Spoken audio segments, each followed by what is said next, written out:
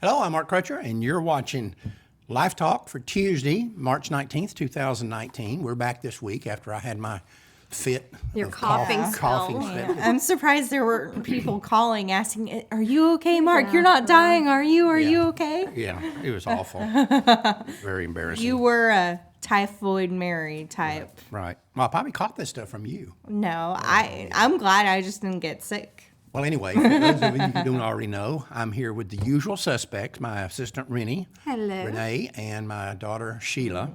Yes. And I'm the long-suffering partner of these two. Right. Anyway, we've got some neat things to talk about this week, and we're going to be introducing later in the show or telling you about something that's going to be starting next week that we're really excited about. But Yes. anyway, I had a call the other day from a guy on a Saturday who was very pro-life, but he's not somebody that's in it every day like we are, so he doesn't get the same view that we get of everything. Sure. Anyway, he was asking about why it is that all of a sudden we're seeing all this legislation pop up. Some places very pro-life legislation, some places very pro-abortion legislation. And he was asking, so why all of a sudden are we seeing this? And I explained to him it's because both sides are seeing the potential overturn of Roe versus Wade. Right. And they're trying to put what's called triggering legislation in place. Yes. That takes over on the day that Roe versus Wade is overturned. Right. The pro-aborts are trying to put stuff into state laws like we saw in New York and Virginia and now Rhode Island and Maine, all kinds of places that would codify legalized abortion into their state law. Right. Meanwhile, pro-lifers are trying to, in states where there's a pro-life legislature, are trying to put laws in place that would protect the unborn the day that Roe versus Wade falls. Heartbeat bills are a good example. Yeah. Personhood. And Yeah, that's all of right. that. Well, and I'd like to make a case that this is why it is so dangerous for the if Roe versus Wade were to ever be overturned, for it to go to the states. Yep. Because some states will definitely protect the babies, but some states allow abortion up to birth, and that is super dangerous. And you had written an article on that, and I mean, hopefully, prayfully, things will be done. Things will happen. Well, people on both sides, people in the pro-life movement are calling for the overturn of Roe versus Wade. No, that is not correct. We don't want that to happen. If Roe versus Wade is overturned, it just goes back to the states. Well, it depends on how it's overturned. Well, If the Supreme Court comes out and says Roe versus Wade was badly decided because the unborn's a person, then it's over. Right. But if they just say it goes back to the states, right. we've got a whole... Which is probably what would happen. Right. That's what most legal experts say is going to happen Exactly. when Roe's overturned. And so we would have a patchwork of abortion here and there throughout the United States. It would be hard to control. The pro-lifers would have a hard time trying to eliminate abortion in those pro-abortion states. It just would not be good. One of the things I mentioned in that article that I wrote was that if you don't have federal protection for the unborn that applies to every state, then you don't protect any baby. That's right. Not at all. Because let's just use two states, California and Texas. That's right. Colorado. California, Colorado, New York. There's all kinds of states. Texas might prohibit abortion, might protect the unborn. But there's nothing that prevents a baby who's conceived in Texas from being taken to California for execution. Yeah. So that baby is not really protected. And that does not mean that our hands are washed clean because the babies in Texas are protected. It does not mean that. And there are people, as you and I know, we had a conversation with somebody about that very issue saying, well, at least our hands will be clean. We did our part. But the baby will still be killed. Yeah. So... And God doesn't call on us to protect the baby, so our own consciences can be clean. He calls on to protect the baby because it's the right thing to do. Every single baby is created in God's image. Right. We have the duty to protect every single baby. That's right. Hi, Darlene. Oh, you're getting... I'm going to jump in there real quick. But anyway, both sides are preparing for the end of Roe. One of the things I want to point out here is how the pro-life movement is being totally consistent in our passing of triggering laws, because we're saying that the unborn child deserves to be protected and so forth. Yes. The pro-aborts, meanwhile, are taking things in a totally different direction. And they're being exposed as the pathological liars that they've always said. Absolutely. Because they're out here trying to pass legislation that, for example, allows non-doctors to do abortions. Yeah. Despite the fact that they've spent the last 50 years Right. telling people, oh, we want abortion to be legal so it can be done by physicians yeah. in medical And- environments. Yeah, and because physicians supposedly are safer than midwives or nurse practitioners or PAs. Whoever. And California passed this back in 2015 where anybody can do abortion. Basically, you can hang out a shingle Yeah. and you're an abortionist. And now you're seeing this in Maine. And I watched this woman that I know people are going to get mad at me for saying that she's just an animal. She's the governor of Maine, Janet. I can't remember her name. Janet Mills. Mills. Who's the one that introduced And a she's bill. pushing this legislation to allow non-doctors to do abortions. Yeah. And to say that we're going to push legislation to allow non-doctors to do abortions, but at the same time we're concerned about the health and safety of women, Yeah. is a lie. It makes you a liar. Well, first Hypocritical. off, even if an abortionist is a medical doctor, that doesn't mean that abortion is safe. No, it doesn't. These are the low scum, the low men on the totem pole doctors in the medical community Right. who kill instead of heal.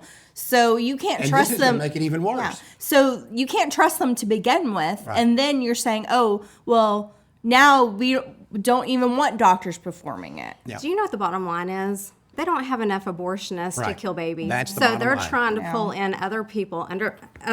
Idaho is they say that stating that it's unconstitutional because it necessarily restricts women's access to abortion. Well, sure it does. Yeah, Yeah, so- exactly. Because they don't have enough people that will kill babies. They need to get other people to do it, and that way these people in rural areas will So be I able guess to you could kill. let car mechanics do it. Exactly. That would increase the number, so that's more constitutional Right. than requiring it be done by doctors. That's right. It's unbelievable. It is I unbelievable. want to bring something up. I didn't get a chance to talk to either one of you about this. Also, by the way, the Democrats are now openly pushing for legislation to permit direct payment of abortion from taxpayer funds, Yeah. which they've always said they didn't want, and they were not about that. But now they're pushing for non-doctors to do abortions and taxpayer funding directly to pay for Well, abortion. females in both the House and Senate are pushing for taxpayer-funded abortions through health care Right. and insurance programs. Right. So that would be direct payment. And the article that we got the story from shows that it's probably not going to happen with Right. the politicians set up the way they are in the House and Senate right now. But it's a big 2020 But they're working on it. issue. But they're working on it. Exactly. So that's something to be looking into. Right. Yeah. I You- just was going to say hi to Dejanae. I'm sorry. Okay. And Darlene, I'm sorry. You already said hi to Darlene. Oh, again? Yeah. Well, she's saying hi again, so. Hey, listen, something I didn't get to bring up to you guys, and then we're going to take a time for robots before our conversation about what we're going to be introducing next week. We mentioned that after this legislation in New York to allow babies born alive to be killed after abortions, and now the governor of Virginia coming out and just dispassionately saying, "Oh yeah, we could kill the babies after they're born." There was a big furor all over the country. People are saying, "No, this is not what we signed up for. This is not right." And one of the results of that was that our video that we've had out since 2013, called "Abortion Babies Born Alive Daily," where we interviewed, you and I went to Houston and interviewed those three that worked at that Douglas Carpin's abortion mill, talking about how every day they saw babies born alive that he killed, twisting off their heads or Right, sticking his thumb down at the thorax. thorax, yeah. Thorax, yeah. But anyway, up until about, I used to watch the numbers, and it always got good numbers as far as number of people watching. And then about, I'd say 3 months ago or so, when all this kind of started, I looked at it one day, and our numbers had gotten up to like 325,000 people had watched that video, Right. which is an enormous number of people to watch an abortion-related video. All of a sudden, it started exploding. We got more than 150,000 views in just a few weeks at one point. Do we almost have 1 million now? We got up to 890,000. And what's interesting is, I was watching this, and I think I told y'all, this a couple of weeks ago, by the end of the week, we'll be over 1 million views. Right. I looked at it, and it was 890,545 one day. And and that's the day I told y'all, we're going up about 5,000 a day, which is what we were getting up at that time. Right. I looked at it this morning. It's 890,545. It has not gone up one in about 2 weeks. Now, we all know that's not true. Well, yeah, because it's probably being censored. It's being censored, or the numbers are being artificially kept low. Right. And we now have a U.S. congressman that has sued Twitter Yes. because of the bias that we're seeing in these Right. people. But you're not going to tell me that this thing, we went up, in about 3 weeks, we went up 150,000 views at 1 3-week period of time. We were going up on average, and I was showing you guys, we were going up on average 5,000 a day. Then all of a sudden now, for about a week or 10 days, it hasn't gone up by one view. You're going Right. to tell me nobody's Well, watched this video in the last 2 weeks. There's two things operating. Yes, there is censorship. Social media is notorious for messing with the algorithms when depending on the content of a video. And then two, the furor over the New York and Virginia abortion laws is dying down a bit Yes, as it is. well. But you're not going to tell me nobody has watched this Well, video. no. I mean, censorship does, but also the Right. fury over the abortion laws is dying down, which is something as a pro-life movement we need to be concerned about and we need to look into. We can't let our fire die down just because, something new like the New York abortion law hasn't come out in a few weeks. Right, yeah. No, we need to keep it consistent. We need to keep it going. But we need to recognize that this thing didn't go from 5,000 a day to zero in one day. Yeah, Something's going on here. It's these 3 employees, and I know that we've talked about it on the show, but they worked for Douglas Carpin, the abortionist in Houston, and I do recommend people go and watch it. It is true testimony of what they'd witnessed there, and it's just, it's heartbreaking, it's unreal, it makes you want to punch their face. Yeah, and Sorry, a lot of people it are on. does. And by the way, we were getting, when I looked at this thing and it was at 325,000 or 330,000, we had about 2,600 comments.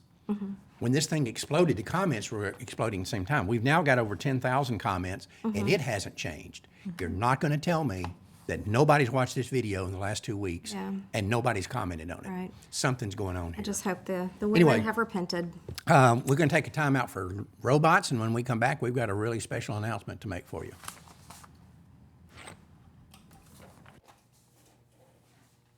In 1973, the U.S. Supreme Court legalized abortion nationwide. The decision is called Roe v. Wade, and those who defend it are known as robots. This is how they think. How can a fetus have constitutional rights if it is not viable and can't live on its own outside the womb? Viability is a phony issue that the abortion industry tries to use to appear reasonable. The truth is, abortion clinics across America routinely advertise elective abortions well past the point where it is known that babies can survive on their own. Let's also remember that viability does not define humanity. It is a function of medical technology, and it has no relevance to the question of whether the unborn are living human beings or not. This is proven by the fact that premature babies are now routinely surviving at gestational ages that would have been unthinkable 100 years ago, despite the reality that unborn children are not biologically different than they've ever been.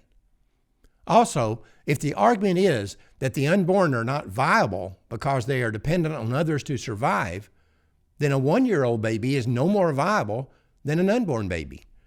Both require the support of other people, and both will die if they don't get it.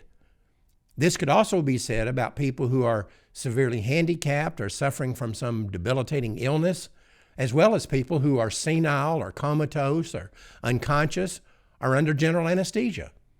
If an unborn child has no right to life simply because he or she is unable to survive without the help of others, then these people have no more right to life than the unborn. The point is, defending pre-viability abortions on the basis that the child cannot survive if it is removed from the womb is so illogical, it's laughable. It's like a man saying, since my wife can't survive if I shoot her in the head, that means it's okay for me to shoot her in the head. Or a doctor saying, this patient will recover if we leave his feeding tube in place, but he will die if we remove it. Therefore, it's okay to remove his feeding tube. In reality, if an unborn baby has not reached the point of viability, that is an argument against abortion, not in support of it. Of course, it may be that the primary reason viability cannot be used as a justification for abortion is the fact that the abortionist is always the one who gets to determine whether his intended victim is viable or not. And if there ever was a textbook example of why you cannot allow the fox to guard the hen house, this is it. All right. We have often said here on the show over the years that the pro-life movement has had two major failures that have prevented us from protecting the unborn. Number one is that is the silent church, the cowardice of preachers in this country. Well, and that's both Protestant and Catholic. Well, it's everybody. Yeah. I said the church. I gave up a long time ago on trying to solve that, because the problem that you have here is you can teach people how to do most things, but you cannot give people courage. Mm-hmm. And that's one of the things that you learn in basic training in the military. They're looking for people with courage. You cannot teach that to people. Either they have it or they don't. And if they don't have it, you're never going to give it to them. That's the problem with preachers.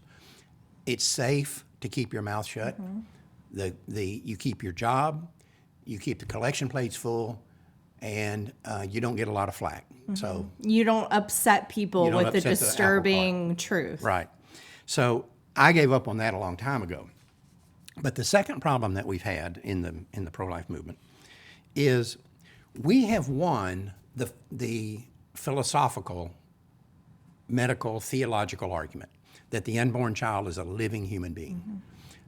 Even people on the other side will admit that. Half the pro-aborts in this country will say, yeah, we know we're taking a human being's life. We know that. Yeah. They don't even bother to deny it anymore because the biology of it and the physiology of it is so obvious. It is undeniable. And with science and technology and 4D ultrasounds, you can't deny it. You can see with your own eyes. When this thing started out, our argument that the unborn child is a living human being may have been able to be dismissed as a philosophy or a theology. Today, it's an observable fact. Right. There's no debate about it anymore. But what we have not been able to do is personalize or humanize the unborn child. Mm-hmm. And y'all have heard me talk about this. We've had this discussion many times around here. We're all animal lovers. Obviously, we got an office full of dogs and cats that are here right now that we just kind of hold our breath that none of them start barking or meowing outside the door. It has happened, as we know. But anyway, every one of us here loves animals. I can watch, for example, these SPCA commercials. They're hard. I can't watch them. I've gotten to where I can't. I can't. When I see one coming on, I turn it off because I so identify with those dogs and cats. And I see some poor little cat that's been abused or beat on, or some dog that's been used as a bait dog and dog fighting and all this, or people just, and I take a real hard line stance on this. I've said, you take these people out here. We had an incident here that I saw on the internet the other day in the Dallas-Fort Worth area of using dogs for bait dogs to. And I'm thinking, I tell you what, let's do. Let's find these people, and if you think that being a bait dog is such a good idea, we're going to let you be a bait person. Mm-hmm. We're going to put you in the pen with a bunch of these dogs that you've turned so mean. Yeah, well, anytime you put a free animal on Craigslist or something, the paper, you're running that risk that they're going to use them for reasons that are not as a pet, as a forever. That's right. I learned that the hard way here recently when we got this new little dog. Not little. He's turned out to be a pretty good sized dog. He's a Catahoula. Most people never even heard of a Catahoula, but he's a really cool dog.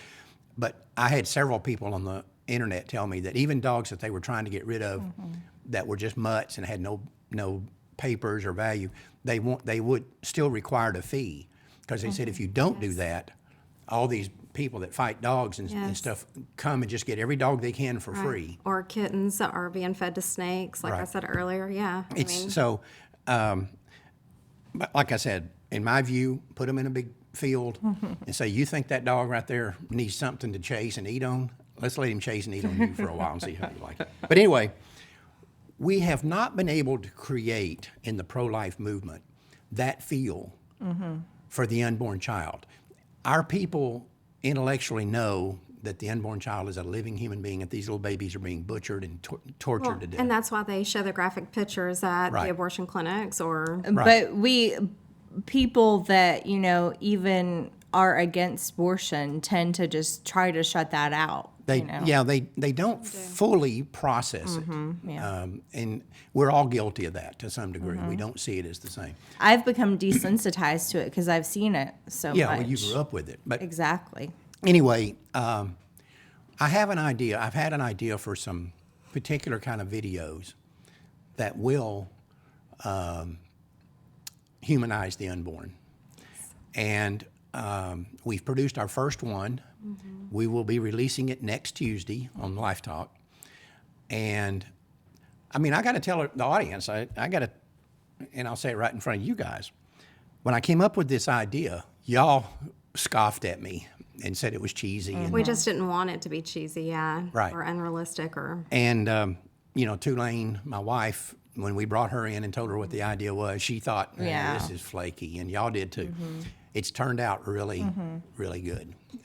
The voiceover is what makes Yeah, I wish we could go into more detail about it here, but we just don't want to give No. anything away. But it'll make you cry. Yeah. It's short, but it's emotional. Very. It makes you think. And what we've done is we've committed, and we've got a lot of additional ones that we want to film, assuming that we do well with this one, which I don't think there's any doubt that we will, and that we have the budget and so forth to go forward.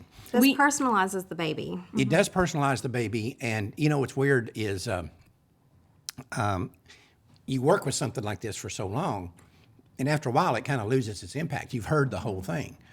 But, I mean, you were crying the day. Not once the video was edited and music was put in with it, and oh my gosh. Life Dynamics, we're known for our hard-hitting stuff, exposing the abortion industry.